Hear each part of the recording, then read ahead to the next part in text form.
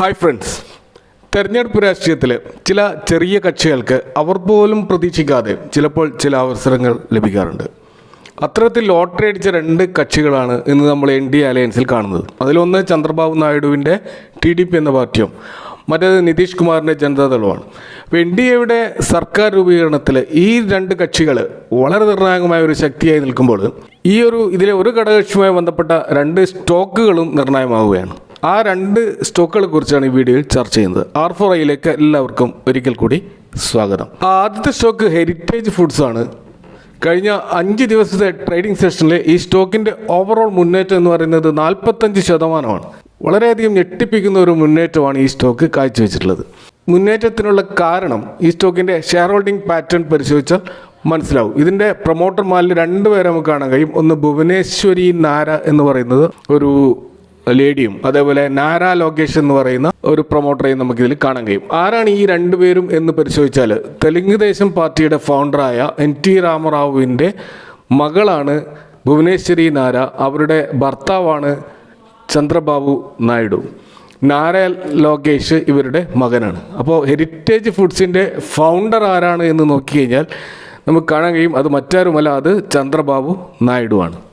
Heritage foods എന്ന് പറഞ്ഞ ഈ ഒരു കമ്പനി മിൽക്കും അതുപോലെ മിൽക്ക് റിലേറ്റഡ് ആയിട്ടുള്ള പ്രൊഡക്റ്റുകൾ, പ്രത്യേകിച്ച് മൂല്യവർദ്ധിത ഉൽപ്പന്നങ്ങൾ നിർമ്മിക്കുന്ന ഒരു കമ്പനിയാണ് ഹെറിറ്റേജ് ഫുഡ്സ്. കൂടാതെ ഇവരുടെ മൊത്തം ഈ ഓപ്പറേഷൻ്റെ ഭാഗമായിട്ടുള്ള ഇവരുടെ പ്ലാന്റ് ഓപ്പറേഷന് വേണ്ടി ഇവർക്ക് സ്വന്തമായിട്ടുള്ള ഒരു റിന്യൂവബിൾ പവർ പ്ലാന്റും ഇവർക്ക് സോളാർ വിൻഡ് പവർ പ്ലാന്റും ഇവർക്ക് സ്വന്തമായിട്ട് ഉണ്ട്. ഇവരുടെ ഒരു പ്രൊഡക്റ്റ് പോർട്ട്ഫോളിയോയിൽ നമ്മൾ കാണുന്ന വാല്യൂ ആഡഡ് പ്രൊഡക്ട്സ് എന്ന് പറയുന്നത് ഒന്ന് കേട്, അതുപോലെ ice cream, frozen dessert, paneer, butter milk, flavoured milk, lassi, milk powders, sweets തുടങ്ങിയ കുറേ കാര്യങ്ങളാണ്. ഇവരുടെ ഒരു സെയിൽസ് ബ്രേക്കപ്പ് നോക്കിക്കഴിഞ്ഞാൽ മിൽക്ക് പ്രൊഡക്റ്റുകളിൽ നിന്ന് 67% ഇവർ റവന്യൂ ക്രിയേറ്റ് ചെയ്യുന്നുണ്ട്. കൂടാതെ വാല്യൂ ആഡഡ് പ്രൊഡക്ട്സ്, ഈ പറയുന്ന മൂല്യവർദ്ധിത ഉൽപ്പന്നങ്ങളിൽ നിന്ന് 24%, ഫാറ്റിൽ നിന്ന് 5%, മറ്റ് ബിസിനസ് വെർട്ടിക്കലിൽ നിന്ന് 4%-മാണ് ഇവർ റവന്യൂ ക്രിയേറ്റ് ചെയ്യുന്നത്. ഒരു സ്ട്രോങ് മാർക്കറ്റ് പ്രസൻസ് 11ഓളം സ്റ്റേറ്റുകളിൽ ഉണ്ടെന്നാണ് പറയുന്നത്. ഇത് സൗത്ത് ഇന്ത്യയിലെ ഒരു ലാർജസ്റ്റ് ഡയറിയാണ് ഇവരുടേത്. അതുപോലെ ആന്ധ്രാപ്രദേശ്, തെലങ്കാന, കർണാടക, തമിഴ്നാട് പോലുള്ള സംസ്ഥാനങ്ങളിൽ വ്യാപിച്ചു കിടക്കുന്ന ഒരു മാർക്കറ്റ് നെറ്റ്വർക്ക് ഇവർക്കുണ്ട്. കൂടാതെ 18ഓളം പ്രോസസ്സിംഗ് ഫെസിലിറ്റീസ് ഇവർക്ക് ഉണ്ട് എന്നാണ് നമുക്ക് അവരുടെ സൈറ്റിൽ നിന്ന് മനസ്സിലാകുന്നത്. കൂടാതെ 10.5 മെഗാവാട്ടിൻ്റെ റിന്യൂവബിൾ എനർജി കപ്പാസിറ്റി പ്ലാന്റ് ആണ് ഇവർക്ക് സ്വന്തമായിട്ടുള്ളത്. ഈ കമ്പനിയുടെ ഒരു മാർക്കറ്റ് ക്യാപ്പ് നോക്കിക്കഴിഞ്ഞാൽ 5400 കോടി മാർക്കറ്റ് ക്യാപ്പുള്ള ഒരു കമ്പനിയാണ്. ഒരു സ്മോൾ ക്യാപ്പ് സെഗ്മെൻറ്റിൽപ്പെട്ട കമ്പനിയാണിത്. കറണ്ട് പ്രൈസ് 592 നമുക്ക് ഇന്നത്തെ പ്രൈസ്, ക്ലോസിംഗ് പ്രൈസ് കാണാൻ കഴിയുക. ഇതിൻ്റെ ഹൈ 602 വരെ ഇന്നാണ് അതിൻ്റെ ഓൾ ടൈം ഹൈ ക്രിയേറ്റ് ചെയ്തത്. സ്റ്റോക്കിൻ്റെ PE റേഷ്യോ 51.6 ആണ്. ഇൻഡസ്ട്രി PE 33.5 ആണ്. ഇൻഡസ്ട്രി PEയേക്കാൾ എത്രയോ മുകളിലാണ് ഇപ്പോൾ സ്റ്റോക്ക് നിൽക്കുന്നത്. അതുപോലെ പ്രൈസ് ടു ബുക്ക് വാല്യൂ 6.28 ആണ്. അപ്പോൾ ഈ 2 പാരാമീറ്റർ വെച്ച് നോക്കിക്കഴിഞ്ഞാൽ ഈ സ്റ്റോക്ക് ഇപ്പോൾ ഓവർ വാല്യൂഡ് ആണ്. ഇതിൻ്റെ ഒരു ഡിവിഡൻഡ് ഈൽഡ് എന്ന് പറയുന്നത് 0.46 ആണ്. ഡിവിഡൻഡ് നൽകുന്ന ഒരു കമ്പനിയാണിത്. കൂടാതെ ROCE നോക്കുകയാണെങ്കിൽ 16.8 ആണ്. ROE 13.9 ആണ്. ഒരു ആവറേജ് ROCEയും ROEയുമാണ് നമുക്ക് ഈ സ്റ്റോക്കിൽ കാണാൻ കഴിയുക. ഏറ്റവും ഒടുവിൽ വന്ന റിസൾട്ടിൽ ഇയർ ഓൺ ഇയർ സെയിൽസിൽ 16% ഒരു ജമ്പ് കാണുന്നുണ്ട്. അതുപോലെ ഇയർ ഓൺ ഇയർ പ്രോഫിറ്റിൽ 126% ഒരു ജമ്പ് ഈ സ്റ്റോക്കിൽ കാണുന്നുണ്ട്. ഡെപ്റ്റ് ടു ഇക്വിറ്റി റേഷ്യോ 0.16 ആണ്. വലിയ തോതിലെ കടമൊന്നും ഈ കമ്പനിക്കില്ല. പ്ലഡ്ജഡ് പെർസെൻറ്റേജ് 0.00 ആണ്. അപ്പോൾ അങ്ങനെ ഒരു ഫണ്ടമെൻ്റലി അത്ര വീക്കായിട്ടുള്ളൊരു കമ്പനിയല്ല, നല്ലൊരു കമ്പനി തന്നെയാണ് നമുക്ക് ഈ ഹെറിറ്റേജ് ഫുഡ് എന്ന് പറയുന്ന ഈ കമ്പനി. എന്നാൽ കമ്പനിയുടെ സെയിൽസും ഓപ്പറേറ്റിംഗ് പ്രോഫിറ്റ് മാർജിനും ഒന്നും അത്ര കൺസിസ്റ്റൻ്റ് അല്ല എന്ന് നമുക്ക് അതിൻ്റെ ആനുവൽ സ്റ്റേറ്റ്മെൻറ്റുകളിൽ നിന്ന് നമുക്ക് മനസ്സിലാക്കാൻ കഴിയും. നമുക്ക് കാണാൻ കഴിയും ഓപ്പറേറ്റിംഗ് പ്രോഫിറ്റ് മാർജിൻ വെറും 5% ആണ് ഏറ്റവും ഒടുവിൽ റിപ്പോർട്ട് ചെയ്തിട്ടുള്ളത്. അപ്പോൾ നെറ്റ് പ്രോഫിറ്റിലും EPS ഗ്രോത്തിലും ഇതേപോലെ ഉയർച്ച താഴ്ചകൾ പ്രകടമാണ്. അപ്പോൾ ഒരു കൺസിസ്റ്റൻ്റായിട്ട് വളരുന്ന ഒരു കമ്പനിയായിട്ട് ഇതിനെ കാണാൻ കഴിയുന്നില്ല. കാരണം ഇടക്കാലത്ത് സെയിൽസ് ഡൗൺ ആവുകയും പിന്നീട് അത് തിരിച്ചു പിടിക്കുകയും ഒക്കെ ചെയ്യുന്ന ഒരു ഉയർച്ച താഴ്ചകളിലൂടെ കടന്നു പോകുന്ന ഒരു കമ്പനിയായിട്ടാണ് നമുക്കിതിനെ മനസ്സിലാക്കാൻ കഴിയുന്നത്. ഇതിൻ്റെ കോമ്പൗണ്ടഡ് സെയിൽസ് ഗ്രോത്ത് നമ്മൾ നോക്കിക്കഴിഞ്ഞാൽ അത് വ്യക്തമായിട്ട് കുറച്ചും കൂടി വ്യക്തമായി മനസ്സിലാവും. അതായത് 5 വർഷത്തെ ഒരു ആവറേജ് സെയിൽസ് എന്ന് പറയുന്നത് 9% ആണ്. 3 വർഷത്തേത് 15% ആണ്. അപ്പോൾ ഈ അടുത്ത കാലത്താണ് കമ്പനി ഇമ്പ്രൂവ് ആയിക്കൊണ്ടിരിക്കുന്നത് എന്ന് നമുക്ക് മനസ്സിലാക്കാം. അതുപോലെ അതിൻ്റെ പ്രോഫിറ്റ് ഗ്രോത്ത് പക്ഷേ ഇവിടെ 3 ഇയേഴ്സിൻ്റെ ആ ഒരു പ്രോഫിറ്റ് ഗ്രോത്ത് -10% ആണ് എന്ന് നമുക്ക് കാണാൻ കഴിയും. അപ്പോൾ CAGR ഗ്രോത്താണ് -10% എന്നുള്ളത് നമ്മൾ മനസ്സിലാക്കണം. അപ്പോൾ ഒരു മിക്സഡ് ആയിട്ടുള്ള ഒരു ഫിനാൻഷ്യൽ പെർഫോമൻസ് ആണ് നമുക്ക് ഈ സ്റ്റോക്കിൽ കാണാൻ കഴിയുന്നത്. സ്റ്റോക്കിൻ്റെ സപ്പോർട്ട് ലെവൽ ഒരു ടെക്നിക്കൽ ചാർട്ടുകളിലൂടെ നമ്മൾ നോക്കിക്കഴിഞ്ഞാൽ ഏകദേശം 365 എന്നുള്ള ഒരു സപ്പോർട്ട് ലെവലിൽ നിന്നാണ് ഈ സ്റ്റോക്ക് ഷൂട്ടപ്പ് ചെയ്തിട്ടുള്ളത്. അപ്പോൾ ഇപ്പോൾ ഈ സ്റ്റോക്ക് ഓവർ വാല്യൂഡ് ആണ്. അതുകൊണ്ട് തന്നെ ഇതിലൊരു ബൈങ് പൊസിഷൻ നല്ലൊരു എൻട്രി എന്ന് പറയുന്നത് 365 ആണ്. അപ്പോൾ നമുക്കറിയാം ഈ കമ്പനി ഇപ്പോൾ ഷൂട്ടപ്പ് ചെയ്യാനുള്ള കാരണം മറ്റൊന്നുമല്ല, ഈ ഇലക്ഷൻ റിസൾട്ടിൽ ഈ NDA അലയൻസിന് ഉള്ള ഒരു പ്രധാനപ്പെട്ട പാർട്ടിയായ TDPക്ക് ഈ അലയൻസിലുണ്ടായിട്ടുള്ള പ്രാധാന്യം കാരണമാണ് ഈ സ്റ്റോക്ക് മുന്നോട്ട് പോയിട്ടുള്ളത്. പക്ഷേ ഏതെങ്കിലും കാരണവശാൽ എന്തെങ്കിലും ഒരു ബാഡ് ന്യൂസ് കാരണം ഈ NDA അലയൻസിൽ എന്തെങ്കിലും പിണക്കങ്ങളോ അസ്വാരസ്യങ്ങളോ ഉണ്ടായിക്കഴിഞ്ഞാൽ തീർച്ചയായും ഈ സ്റ്റോക്കിൽ ക്രാഷ് ഉണ്ടാവാനുള്ള സാധ്യതയും ഉണ്ട്. അതുകൊണ്ട് തന്നെ വലിയൊരു റിസ്ക് ഫാക്ടർ ഈ സ്റ്റോക്കിൽ ഉണ്ട് എന്ന് നമ്മൾ മനസ്സിലാക്കേണ്ടതുണ്ട്. രണ്ടാമത്തെ ഇതിൻ്റെ ടോട്ടൽ പ്രൊമോട്ടർ ഹോൾഡിംഗ് 41.30% ആണ്. നേരത്തെ പറഞ്ഞ ഈ നായിഡുവിൻ്റെ ഫാമിലി ഹോൾഡ് ചെയ്യുന്ന ഒരു പ്രൊമോട്ടർ ഹോൾഡ് ചെയ്യുന്ന ഒരു കമ്പനിയാണിത്. മ്യൂച്വൽ ഫണ്ട് 11% ഹോൾഡിങ്ങും മറ്റ് ഡൊമസ്റ്റിക് ഇൻസ്റ്റിറ്റ്യൂഷൻസ് 0.19% ഹോൾഡിങ്ങും ഫോറിൻ ഇൻസ്റ്റിറ്റ്യൂഷൻ്റെ 2% ഹോൾഡിങ്ങും ഈ സ്റ്റോക്കിലുണ്ട്.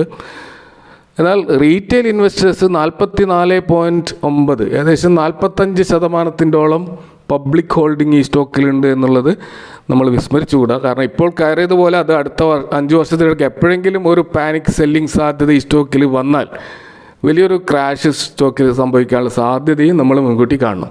എന്നാൽ ഗവൺമെൻറ് അസ്വാരസ്യങ്ങളും പടലപ്പിണക്കങ്ങളും ഒന്നും ഇല്ലാതെ സ്റ്റേബിളായിട്ട് നീങ്ങുകയാണെങ്കിൽ ഈ സ്റ്റോക്ക് അത്യാവശ്യം ഇൻവെസ്റ്റേഴ്സിൻ്റെ ഡ്രീംസിനൊത്ത് മുന്നോട്ട് പോയേക്കാം.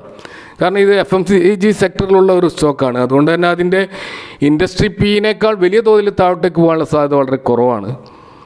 അപ്പോൾ വളരെയധികം സൂക്ഷിച്ച് ഹോൾഡ് ചെയ്യേണ്ട ഒരു സ്റ്റോക്കാണ് ഹെറിറ്റേജ് ഫുഡ്സ് എന്ന് നമ്മൾ മനസ്സിലാക്കുക. ഇനി രണ്ടാമത്തെ ഒരു NDA ഗവൺമെൻറ്റിൽ പരിഗണന ലഭിക്കാൻ പോകുന്ന ഒരു സ്റ്റോക്ക് എന്ന് പറയുന്നത് Amara Raja energy and mobility limited എന്ന് പറയുന്ന കമ്പനിയാണ്. ഇത് മുമ്പ് നമ്മൾ അമരരാജ ബാറ്ററീസ് ലിമിറ്റഡ് എന്ന പേരിൽ അറിയപ്പെട്ട അതേ കമ്പനി തന്നെയാണ്. ആ കമ്പനിയുടെ ഡൈവേഴ്സിഫൈഡ് ബിസിനസ്സിൽ ഒന്നാണ് അമരരാജ ബാറ്ററി ലിമിറ്റഡ്.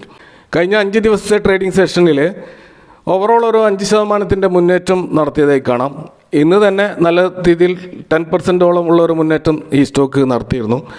അപ്പോൾ NDAയുടെ TDP കക്ഷികളുമായി ഉണ്ടോ ഈ സ്റ്റോക്ക് എന്നറിയാൻ വേണ്ടി ഈ കമ്പനിയുടെ ഷെയർ ഹോൾഡിംഗ് പാറ്റേൺ നമ്മൾ നോക്കാം. അവിടെ നമുക്ക് കാണാം ഈ ഗാല പ്രൈവറ്റ് ലിമിറ്റഡ് എന്ന് പറയുന്ന ഒരു കമ്പനിയാണ് ഇതിൻ്റെ പ്രൊമോട്ടേഴ്സ് സ്റ്റേക്ക് പ്രധാനമായി ഹോൾഡ് ചെയ്യുന്നത് എന്ന് നമുക്ക് മനസ്സിലാക്കാൻ കഴിയും. അപ്പോൾ അതിൽ തന്നെ ഒരു ജയദേവ് ഗാല എന്ന് പറയുന്ന ഒരാളെ നമുക്ക് കാണാൻ കഴിയും. ഇങ്ങനെ കുറേ ഗാലമാർ നമുക്കിതിൽ കാണുന്നുണ്ട്. അപ്പോൾ ഈ രാമചന്ദ്ര നായിഡു ഗാല എന്ന് പറയുന്ന ഫൗണ്ടർ ചെയർമാനും ജയദേവ് ഗാല എന്ന് പറയുന്ന ആൾ ഫൗണ്ടറും ചെയർമാനും മാനേജിങ് ഡയറക്ടറുമായിട്ടുള്ള ഒരു സ്റ്റോക്കാണിത്. അപ്പോൾ ഈ ഗാല ജയദേവ് എന്ന് പറയുന്ന ആൾ ഒരു ഇൻഡസ്ട്രിയലിസ്റ്റാണ്. കൂടാതെ ഇദ്ദേഹം ഈ TDPയുടെ പാർലമെൻ്ററി പാർട്ടി ലീഡർ കൂടിയായിരുന്നു. 16ാം ലോക്സഭയിലും 17ാം ലോക്സഭയിലും MP ആയിരുന്നു. ഇദ്ദേഹം ഗുണ്ടൂർ ലോക്സഭ കോൺസ്റ്റിറ്റ്യുവൻസി റെപ്രസെൻ്റ് ചെയ്തുകൊണ്ടാണ് തെലുങ്കുദേശം പാർട്ടിയിലെ MP ആയിട്ട് ഈ 2 ലോക്സഭകളിൽ ഉണ്ടായിരുന്നത്. അപ്പോൾ അമരരാജ ബാറ്ററി ഒരു ഫ്ലാഗ്ഷിപ്പ് കമ്പനിയാണ് അമരരാജ ഗ്രൂപ്പിൻ്റെ. അപ്പോൾ ഇവരൊരു ടെക്നോളജിക്കൽ ലീഡറാണ് എന്ന് നമുക്ക് പറയാം. പ്രത്യേകിച്ച് ലെഡ് ആസിഡ് ബാറ്ററി സെഗ്മെൻറ്റിൽ ഇവർ ഇൻഡസ്ട്രിയൽ ആപ്ലിക്കേഷൻസും ഉണ്ട്. കൂടാതെ ഓട്ടോമോട്ടീവ് ആപ്ലിക്കേഷൻസും ഇവർക്കുണ്ട്. സ്റ്റോറേജ് ബാറ്ററിയിൽ ഇന്ത്യയിലെ ഒരു ലീഡിംഗ് കമ്പനി തന്നെയാണ് അമരരാജ. ആമറോൺ എന്ന് പറയുന്ന ഒരു ബ്രാൻഡ് നമുക്ക് ഈ മാർക്കറ്റിൽ ഇപ്പോൾ കാണാൻ കഴിയും. ഓട്ടോമോട്ടീവ് ബാറ്ററി ഡിവിഷൻ്റെ 68% റവന്യൂ ഇവർ ക്രിയേറ്റ് ചെയ്യുന്നുണ്ട്. അതുപോലെ ഇൻഡസ്ട്രിയൽ ബാറ്ററി ഡിവിഷനിൽ 30% റവന്യൂ. അതുപോലെ ലേറ്റസ്റ്റ് ടെക്നോളജി ആയിട്ടുള്ള new energy and mobility renewable സെഗ്മെൻറ്റിൽ നിന്നും ആ ലിത്യം അയൺ ബാറ്ററി പോലെയുള്ള മേഖലകളിൽ നിന്ന് 2% റവന്യൂ ഇപ്പോൾ ഇവർ ക്രിയേറ്റ് ചെയ്യാൻ തുടങ്ങിയിട്ടുണ്ട്. കൂടാതെ ഇവരുടെ ഡൊമസ്റ്റിക് സെയിൽസിൽ 88% സെയിൽ നടക്കുന്നുണ്ട്. എക്സ്പോർട്ടിൽ 11% ഒരു സെയിൽസാണ് ഇവർ ക്രിയേറ്റ് ചെയ്യുന്നത്. ഈ കമ്പനിയുടെ ഒരു 5 വർഷത്തെ ചാർട്ട് പരിശോധിച്ചാൽ ഈ കോവിഡ് ക്രാഷിൻ്റെ സമയത്ത് അത്യാവശ്യം EV സ്റ്റോക്കുകളുണ്ടായ മുന്നേറ്റം ഈ സ്റ്റോക്കിൽ നല്ല തോതിലുള്ള ഒരു റാലി നടക്കുകയും സ്റ്റോക്ക് അതിൻ്റെ ടോപ്പിലെത്തുകയൊക്കെ ചെയ്തിരുന്നു. പക്ഷേ അവിടെ നിന്ന് പിന്നീട് ഒരു വലിയ ക്രാഷ് ഈ സ്റ്റോക്കിൽ സംഭവിച്ചതായി കാണാം. പിന്നീട് ഒരു ലോങ് ആയിട്ടുള്ള ഒരു ബിയറിഷ് കൺസോളിഡേഷനിൽ ഈ സ്റ്റോക്ക് പോയതായി കാണാം. അതായത് നിഫ്റ്റി 2021 മുതൽ 2024 വരെയുള്ള ഒരു 3 വർഷത്തെ കാലഘട്ടത്തിൽ നിഫ്റ്റിയുടെ പെർഫോമൻസിന് താഴെയായിരുന്നു ഇതിൻ്റെ പെർഫോമൻസ്. അത് നമുക്ക് ഈ ചാർട്ടിൽ വളരെ വ്യക്തമായിട്ട് കാണാൻ കഴിയും. ഒരു അണ്ടർ പെർഫോമൻസ് ഇത് കാഴ്ചവെച്ചതായി കാണാം. അപ്പോൾ കഴിഞ്ഞ മാസം മുതലാണ്, കഴിഞ്ഞ മെയ് അല്ലെങ്കിൽ മാർച്ച് മാസം മുതലാണ് ഒരു റിക്കവറി ഈ സ്റ്റോക്ക് കാണിച്ചു തുടങ്ങിയത്. അപ്പോൾ ഇങ്ങനെ ഒരു ബിയറിഷ് ട്രെൻഡിലേക്ക് സ്റ്റോക്ക് പോകാനുള്ള പ്രധാനപ്പെട്ട കാരണം ആ സമയത്ത് നമ്മൾ വാർത്തകളിൽ കണ്ടതാണ്. അതായത് ആന്ധ്രാപ്രദേശ് പൊല്യൂഷൻ കൺട്രോൾ ബോർഡ് ഇവരുടെ 2 പ്ലാന്റുകൾ ക്ലോസ് ചെയ്യാൻ വേണ്ടിയിട്ട് ഓർഡർ ഇടുകയുണ്ടായി. ചിറ്റൂരിലും തിരുപ്പതിയുമുള്ള 2 പ്ലാന്റുകളാണ് ഇവർക്ക് ക്ലോസ് ചെയ്യേണ്ടി വന്നത്. അപ്പോൾ ആന്ധ്രാപ്രദേശ് ഹൈക്കോർട്ടിൻ്റെ ഒരു വിധിയുടെ അടിസ്ഥാനത്തിൽ വന്നുള്ളത്. ആ സമയത്തുള്ള ചർച്ചകളിൽ അതിൻ്റെ രാഷ്ട്രീയമായിട്ടുള്ള മാനങ്ങളെ പറ്റിയൊക്കെ ചർച്ച ഉണ്ടായിരുന്നു. അപ്പോൾ തീർച്ചയായും ഇതൊരു പൊളിറ്റിക്കൽ പാർട്ടി റിലേറ്റഡ് ആയിട്ടുള്ള ഒരു കമ്പനി ആയതുകൊണ്ട് തന്നെ വലിയ തോതിലെ രാഷ്ട്രീയമായിട്ടുള്ള വിവാദങ്ങളും ആ സമയത്തുണ്ടായതുകൊണ്ടായിരിക്കാം ഈ കമ്പനി ഇങ്ങനെ ഒരു തിരിച്ചടി നേരിട്ടത്. അപ്പോൾ പിന്നീട് അത് തുറന്നുകൊണ്ട് അവരുടെ പ്രവർത്തനം പുനരാരംഭിച്ചു എന്ന് വേണം കരുതാം. അങ്ങനെയാണ് ഈ സ്റ്റോക്ക് പ്രോഫിറ്റിലേക്ക് വന്നിട്ടുള്ളത്. അപ്പോൾ മാർക്കറ്റ് ക്യാപ്പ് 23,000 കോടിയുള്ള ഈ കമ്പനിയുടെ കറണ്ട് പ്രൈസ് 1278 ഇതിൻ്റെ ഹൈ 1331 വരെ വരുന്നു. അപ്പോൾ അതിൽ നിന്ന് താഴെയായിട്ടാണ് ഇപ്പോൾ സ്റ്റോക്ക് ട്രേഡ് ചെയ്യുന്നത്. സ്റ്റോക്കിൻ്റെ PE 25.7 ഇൻഡസ്ട്രി PE 29.1. അപ്പോൾ ഇതൊരു പ്രധാനപ്പെട്ട ഒരു ഘടകമാണ്. കാരണം ഇത് ഇൻഡസ്ട്രി PEയേക്കാളും താഴെയാണ് സ്റ്റോക്കിൻ്റെ PE. ഇപ്പോൾ ഒരു അണ്ടർ വാല്യൂഡ് ആയിട്ടാണ് നമുക്കിവിടെ കാണാൻ കഴിയുക. അതുപോലെ പ്രൈസ് ടു ബുക്ക് വാല്യൂ 3.41 മാത്രമാണ്. കാരണം അതൊരു ഫെയർലി അക്സെപ്റ്റബിൾ ആയിട്ടുള്ള ഒരു ബുക്ക് വാല്യൂ ആണ്. അതുപോലെ ഈ കമ്പനിയുടെ ഡിവിഡൻഡ് ഈൽഡും കുറച്ചും കൂടി ബെറ്ററാണ്. 0.78% ഡിവിഡൻഡ് ഈൽഡ് ഉണ്ട്. അതുപോലെ ഡെപ്റ്റ് ടു ഇക്വിറ്റി റേഷ്യോ 0.02 ആണ്. പ്ലഡ്ജഡ് പെർസെൻറ്റേജ് ഒന്നുമില്ല. അപ്പോൾ കടബാധ്യത ഒന്നുമില്ലാത്ത ഒരു സീറോ ഡെപ്റ്റ് കമ്പനിയാണ് ഇത്. ഇതിൻ്റെ റിട്ടേൺ ഓൺ ക്യാപിറ്റൽ എംപ്ലോയ്ഡ് 20.2 ആണ്. അതുപോലെ റിട്ടേൺ ഓൺ ഈക്വിറ്റി 15.0 ആണ്. ഇത് ഒരു നല്ലൊരു റിട്ടേൺ ഓൺ ഈക്വിറ്റിയും റിട്ടേൺ ഓൺ ക്യാപിറ്റൽ എംപ്ലോയിഡുമാണ്. ഇയർ ഓൺ ഇയർ സെയിൽസിൽ കഴിഞ്ഞ ക്വാർട്ടർലി റിസൾട്ട് നമ്മൾ കാണാൻ കഴിയുന്നത് 15% ഒരു ഗ്രോത്താണ്. അതുപോലെ ഇയർ ഓൺ ഇയർ പ്രോഫിറ്റിൽ 31% ഗ്രോത്ത് നമുക്ക് കാണാൻ കഴിയും. അപ്പോൾ നല്ല രീതിയിലുള്ള ഒരു റിസൾട്ടാണ് ഇവർ പുറത്ത് വിട്ടത്. അതുപോലെ ഇവരുടെ ഒരു കോമ്പൗണ്ടഡ് CAGR ഗ്രോത്ത് നമ്മൾ നോക്കുകയാണെങ്കിൽ 10 ഇയേഴ്സിൻ്റെ പ്രോഫിറ്റ് 13% ആണ്, 5 ഇയേഴ്സിൻ്റെ 11%, 3 ഇയേഴ്സിൻ്റെ 16%. വളരെ ഡീസൻ്റ് ആയിട്ടുള്ള ഒരു ഗ്രോത്ത് ഈ സ്റ്റോക്കിൽ നമുക്കിപ്പം കാണും. പ്രത്യേകിച്ച് ലാസ്റ്റ് 3 ഇയേഴ്സിൻ്റെ ഗ്രോത്ത് കുറച്ചുകൂടി അട്രാക്റ്റീവാണെന്ന് നമുക്ക് കാണാൻ കഴിയും. 15% മുകളിൽ അത് പോയതായിട്ട് നമുക്ക് കാണാൻ കഴിയും. അതേസമയം പ്രോഫിറ്റ് ഗ്രോത്തിലും അതിനോട് ആനുപാതികമായിട്ട് വളർച്ച, ഒരു കൺസിസ്റ്റൻ്റ് ആയിട്ടുള്ളൊരു വളർച്ച നമുക്ക് കാണുന്നുണ്ട്. കാരണം 10 ഇയേഴ്സിൻ്റെ 9%, 5 ഇയേഴ്സിൻ്റെ 13%, 3 ഇയേഴ്സിൻ്റെ 12%. ഡീസൻ്റ് ആയിട്ടുള്ള ഒരു പ്രോഫിറ്റ് ഗ്രോത്തും നമ്മൾ ഈ സ്റ്റോക്കിൽ കാണാൻ കഴിയുന്നുണ്ട്. അപ്പോൾ കമ്പനി ഇപ്പോൾ അണ്ടർ വാല്യൂഡ് ആണെങ്കിലും നമ്മൾ അതിൻ്റെ ടെക്നിക്കൽ ചാർട്ട് നോക്കുമ്പോൾ ഇതിൻ്റെ ഒരു സപ്പോർട്ട് ലെവലായിട്ട് കാണുന്ന 1000, 1100 എന്നുള്ള ഒരു ലെവലിൽ ഈ സ്റ്റോക്ക് കിട്ടുകയാണെങ്കിൽ നല്ലൊരു എൻട്രി പോയിൻ്റ് ആയിരിക്കും എന്നാണ് മനസ്സിലായത്. അതിന് മുമ്പേ ഈ സ്റ്റോക്കിൽ എൻ്റർ ചെയ്യുന്നത് അണ്ടർ വാല്യൂഡ് ആയതുകൊണ്ട് കുഴപ്പമില്ലെങ്കിലും, പക്ഷേ നമുക്ക് ഒരു നല്ല എൻട്രി എന്ന് പറയുന്നത് 1000 ഒരു 1100 ലെവൽ എൻട്രി ചെയ്യുന്നതായിരിക്കും കൂടുതൽ ബെറ്റർ എന്ന് തോന്നുന്നു. ടോട്ടൽ പ്രൊമോട്ടർ ഹോൾഡിംഗ് നോക്കുകയാണെങ്കിൽ 32.86% ആണ്. ഈ പ്രൊമോട്ടർ ഷെയർ ഹോൾഡിങ്ങിൽ നല്ല രീതിയിലുള്ള ഒരു വർധനവും നമുക്ക് ഈ സ്റ്റോക്കിൽ കാണുന്നുണ്ട്. അതൊരു നല്ല ഒരു പോസിറ്റീവായിട്ടുള്ള ഒരു സൈനായിട്ട് നമ്മൾ കണക്കാക്കേണ്ടതുണ്ട്.